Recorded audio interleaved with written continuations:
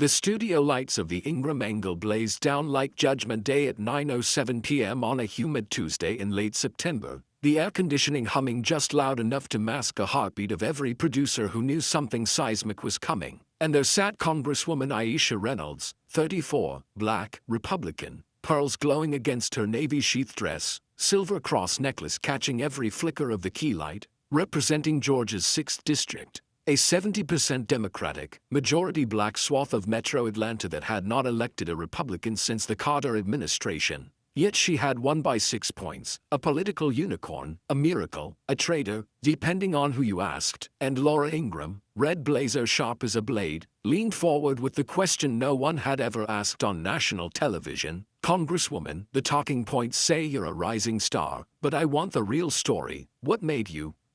And Aisha smiled. Not the practiced campaign smile, but the kind that starts in the eyes and forgets to ask permission. And she said, voice low, Georgia honey over gravel, Laura, nobody's ever asked me that, and honestly the answer ain't what folks expect. And the control room froze. A producer whispered into his headset, hold the brake, whatever this is, don't cut away. And Aisha closed her eyes for half a second and the studio dissolved and she was 13 again on the cracked porch of a duplex in College Park, the air thick with pine sol and fried bologna, her mother Tamika screaming into a flip phone, you said you'd be here, you said you'd bring the rent, her father's voice crackling back from Memphis, I got a gig, baby, I'll send it Friday. But Friday never came, and that night the eviction notice slid under the door like a white snake, Aisha reading it by flashlight because the power had been cut, her little brother Jamal tugging her sleeve, sis, are we gonna live in the car again?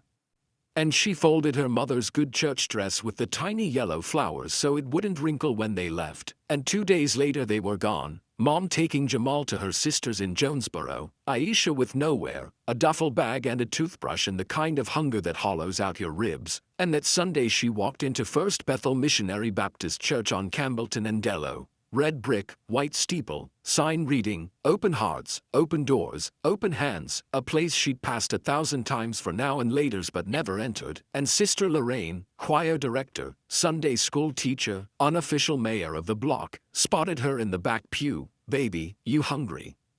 And 10 minutes later Aisha was in the church kitchen eating scrambled eggs off styrofoam while Pastor Ezekiel Hayes prayed over her like she was already family. Lord, this child ain't lost, she's just been misplaced. Put her where she belongs, and they gave her a cot in the youth room, a new toothbrush, a uniform for Benjamin E. Mays High School, and every night Sister Lorraine sat on the edge of that cot braiding Aisha's hair while quoting Psalm 27:10, when my father and my mother forsake me, then the Lord will take me up, you hear that, baby? You ain't alone, and living at First Bethel came with rules, not written but felt.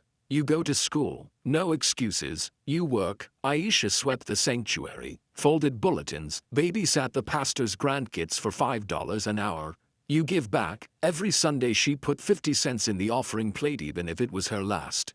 And the real rule, you tell the truth, and one night she tried to lie, said she'd finished her algebra when she hadn't, and Sister Lorraine didn't yell, just handed her a flashlight, sit in the sanctuary till you're ready to be honest, the Lord don't mind the dark but he hates a lie, and Aisha sat there till 2 a.m. crying over equations and shame, and when she finally confessed Sister Lorraine hugged her so hard her ribs creaked. Truth ain't punishment, baby, it's freedom. And at 15 her front tooth cracked on a Jolly Rancher. The dentist said braces would cost $4,200. Her state file read, ward of the church, no guardian income, and the church took up a quiet collection. Envelopes marked, for Aisha's smile, a deacon slipped her $100, a widow gave $20 in a Kroger chicken coupon. The youth choir sang at 3 nursing homes and raised $800. And when the orthodontist called Sister Lorraine was on the phone, yes ma'am, we're paying cash, and tell the doctor to make 'em shine. This child's gonna smile on the house floor one day. And Aisha cried in the bathroom not because of the braces but because someone believed in a future she couldn't see. And senior year she was valedictorian, Spelman bound on a full ride. When the call came, Pastor Hayes collapsed during Wednesday night Bible study. Heart attack, and she found him in the ICU. Tubes in his arms, eyes still twinkling. Aisha girl, you gonna do great things, but don't forget where you came from. And don't you dare let Washington make you hard. Stay soft where it counts. And she held his cold hand and promised, and he died 3 hours later. And at the funeral the church overflowed. Aisha stood at the pulpit in the yellow flowered dress her mama left behind and spoke. Pastor Hayes didn't save me. He showed me I was worth saving. And now I'm gonna spend my life paying that forward. And back in the Ingram studio her voice cracked just once. That church didn't just raise me. They voted for me in envelopes, in prayers, in braces and bus tokens. When I won my primary, Sister Lorraine texted, "Told you them braces would shine on the House floor." And she laughed wide-eyed, and Laura Ingram, who'd grilled cabinet secretaries without blinking, was speechless, the control room crying, the sound guy muting his headset to hide sniffles, and finally Laura managed, "Congresswoman, I've got no follow-up." That was everything. But the conservative co-panelist Mike, former Trump advisor, leaned in. "Aisha, I grew up in a trailer park. My mama cleaned motel rooms. What do you say to the kid watching right now sleeping on somebody's couch thinking politics is just rich people yelling?" And Aisha didn't hesitate. "I say find your church, not just a building, a people, a promise." Mine wore choir robes and drove 15-year-old Buicks. Yours might wear work boots or hijabs or MAGA hats. Doesn't matter. Find the ones who see you when the world looks away. Then you fight for them not with talking points but with policy. School choice, trade schools, mental health clinics in rural counties. That's how you pay it forward. And by 10:03 p.m. the clip was on X. At Lauren Graham tweeting, "I interview presidents. Tonight a 34-year-old freshman made me believe in America again. Watch this." At Joyriad posting, "I disagree with 90% of her votes but this is why we fight. Full stop." At Tim Scotch writing, "Aisha Reynolds just preached the gospel of grace and grit. Proud to serve with her." And hashtag church that raised me trended. A 7th grader in rural Ohio emailed, "I live with my grandma. She goes to church. Can I still be president?"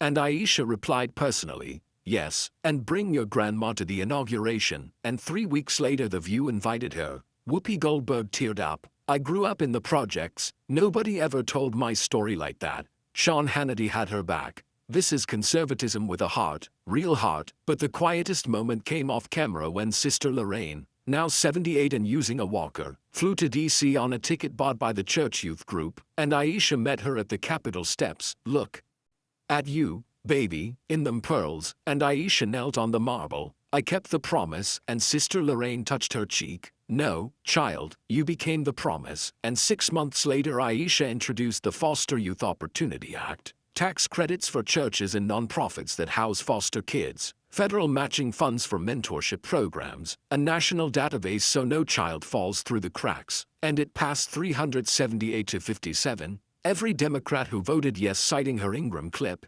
every Republican citing personal responsibility with compassion. And at the signing ceremony President Biden handed her the pen. She turned to the gallery where Sister Lorraine sat front row waving a tiny American flag, and Aisha held the pen up. "This one's for the kids still sleeping on cots. May they never forget who raised them." And the cameras flashed, headlines screamed. But that night in her office she opened a drawer and took out the yellow flowered dress, dry cleaned, wrapped in plastic, and hung it on the back of her door. A reminder not of where she came from but of who brought her home. And across the country a 13-year-old girl in a church basement in Cleveland watched the clip on a cracked phone, paused it, looked up at the volunteer braiding her hair, and whispered, "I think I just found my church."